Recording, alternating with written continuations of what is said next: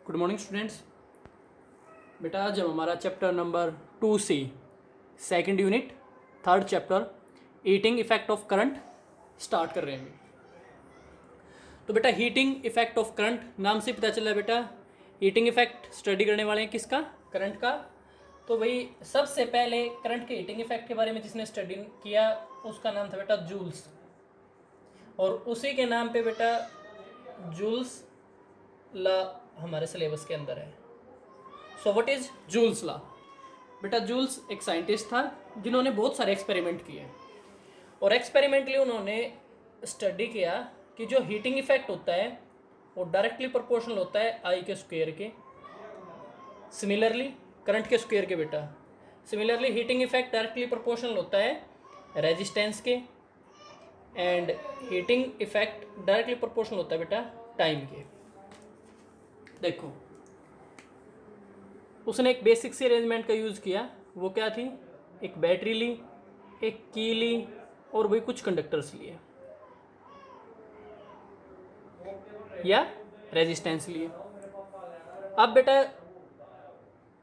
उसने करंट को मेजर करने के लिए एक एमीटर कनेक्ट किया, ये लो भाई ये एमीटर है, और इस कंडक्टर के अलोंग, चाहे इस कंडक्टर के अलोंग मेजर कर लो बेटा, या फिर आप चाहो तो वोल्टेज के अक्रॉस भी कर सकते हो, क्योंकि दोनों किसमें बेटा पैरेलल में।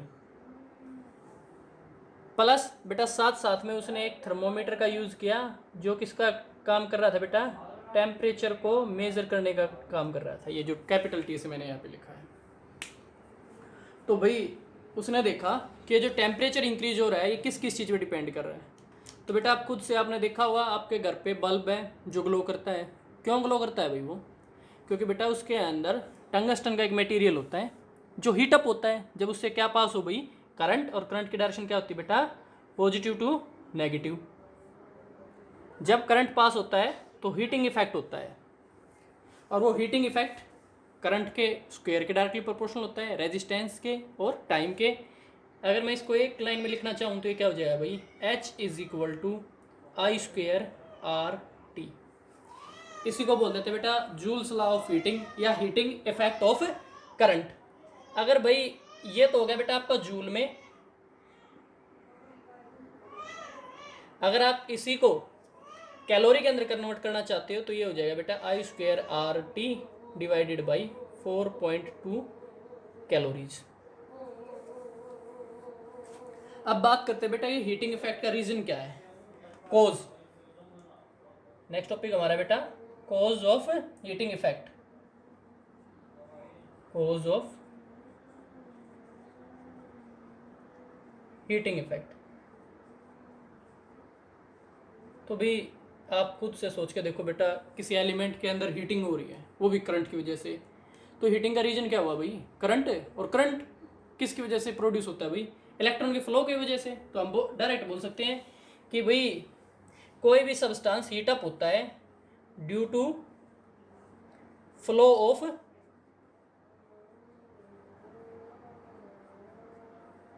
Electric current.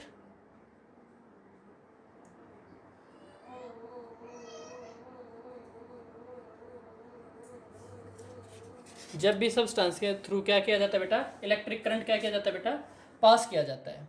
या हम बोल सकते हैं कि भाई देखो जो इलेक्ट्रॉन्स थे, जो आपके इलेक्ट्रॉन्स थे जो क्या कर रहे थे बेटा, ड्रिफ्ट कर रहे थे। आपके इलेक्ट्रॉन्स क्या कर रहे थे, ड्रिफ्ट प्लस कोलिजन, दोनों काम उनके एक साथ हो रहे थे। तो जब ड्रिफ्ट और के साथ साथ जब कोलिजन होता है तो उससे हमें क्या प्रोड्यूस होती है भाई, हीट प्रोड्यूस होती है बेटा। और इसी हीट को हम क्या बोल देते हैं भाई कि ये हीटिंग इफेक्ट किस वजह से बेटा, करंट की वजह से है। क्योंकि करंट होगा तभी आपके इलेक्ट्रॉन क्या करेंगे भाई, फ्लो करेंगे।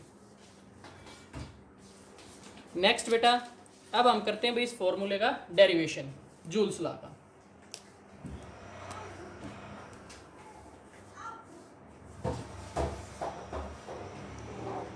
Derivation of joules law.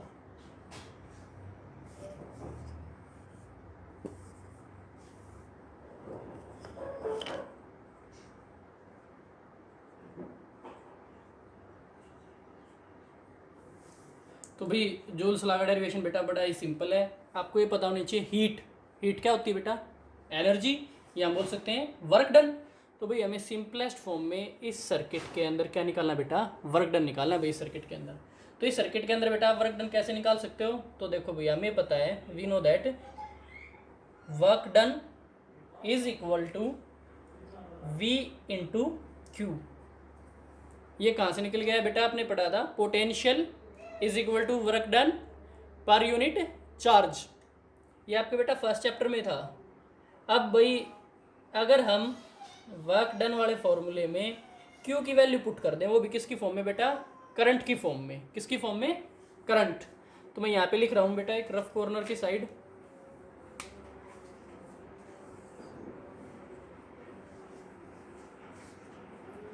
Current क्या होता है भाई?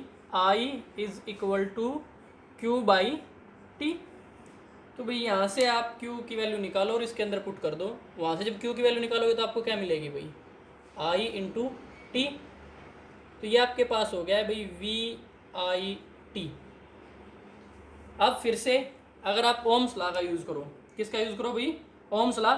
ओम्स लॉ क्या था बेटा आपका? V is equal to IR। तो भाई ओम्स लॉ की वैल्यू इसके अंदर पुट कर दो। तो इसके अंदर जैसे ही आप पुट करोगे तो क्या हो जाएगा भाई? ओम्स लॉ V की जगह क्या लिख दिया? IR into I into T. This will become I square R T। So we can say that work done which is our heat, heat is equal to work done is equal to I square R T। ये आपके पास बेटा relation आ चुका है किसका? Heating effect का। अब बात कर लेते हैं बेटा पावर की, इलेक्ट्रिक पावर की। नेक्स्ट टॉपिक है हमारा इलेक्ट्रिक पावर।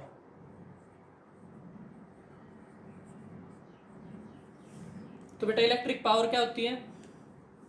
पावर, सबसे पहले तो बेटा आप लोगों को पावर पता होनी चाहिए। पावर होती है work done per unit time. Work done या हीट सेम चीज़ होती है, तो वैल्यू पुट कर दो। वर्क डन या हीट आपकी किसकी इक्वल थी भाई? I square R T divided by T. T से टी आपका cancel out, so our power, electric power will become I square R। बेटा आप इस वाली इक्वेशन में और इसमें दोनों में आप ओम्स लॉ का बार बार यूज़ कर सकते हो और डिफरेंट डिफरेंट फॉर्म इसकी गेट कर सकते हो। नेक्स्ट बेटा आपका आता है इलेक्ट्रिक एनर्जी। इलेक्ट्रिक एनर्जी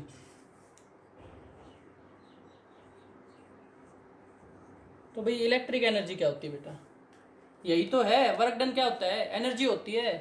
तो भाई इलेक्ट्रिक एनर्जी को हम पावर की फॉर्म में लिख के दिखा सकते हैं, ये लो P इंटू टी। तो भाई P इंटू टी की जगह अगर आप वैल्यू भी पुट करना चाहो तो कर सकते हो, वरना बेटा रिलेशन आप लोगों के पास सेम ही आना है, जो क्या होता है आपका I स्क्वेयर R T। अभी इलेक्ट्रिक एनर्जी और हीटिंग इफेक्ट में डिफरेंस क्या हुआ भाई? इलेक्ट्रिक एनर्जी का हम यूज़ कर लेते हैं बेटा, जैसे आपके घर में जो बिल आता है, इलेक्ट्रिक बिल आता हुआ ना घर पे, उसके अंदर इसका हम यूज़ कर लेते हैं। ये बेटा पावर इनटू टाइम होता है कि भाई कितनी पावर कितने टाइम में हमने कंज्यूम की है। तो भाई जो हमारी इकोनॉमिकल यूनिट होती है, देखो एक बार सब चीज़ों की यूनिट लिख लेते हैं बेटा। हीटिंग इफेक्ट की जूल हो चुकी थी, जूल्स लॉ आप लोगों को डायरेक्ट था। अब भाई बात आती है पावर की, तो पावर की यूनिट होती है बेटा वाट। यहाँ पे लिख देता हूँ मैं, क्या यूनिट होती है? WAT भाई, वाट। अब इलेक्ट्रिक एनर्जी को आप किस में मेजर करोगे भाई? वाट sec, watt per, sorry watt into sec, second यानी आपकी। अब भाई ये इकोनॉमिकल नहीं होती बेटा, ये बहुत छोटी यूनिट होती है, तो हम वाट पर सेकंड को किसके अंदर कर देते हैं भाई? इलेक्ट्रिक एनर्जी को लिखने के लिए W जो आपका P इंटू टी था, इसको हम कई बार मेजर कर लेते हैं किलो वाट, और यहाँ पे क्या आएगा भाई? हावर। बेटा वाट के साथ सेकंड आ सकता है और किलो वाट के साथ हावर, ये आप लोग 11th क्लास में अच्छे से पढ़ा था भाई सिस्टम ऑफ यूनिट्स के अंदर। तो बेटा ये था आपका chapter heating effect of current. तो भाई इस चैप्टर के अंदर बेटा बस इतना ही था, कल हम इसके न्यूमेरिकल सोल्व करेंगे। तो बेटा आप लोगों का होमवर्क है chapter 2A 2B and 2C के भाई कल अपने आज अपने नोट्स प्रिपेयर करो, और कल बेटा मेरे को नोट्स सबमिट कराओगी, स्पेशली 2C का। थैंक यू बेटा।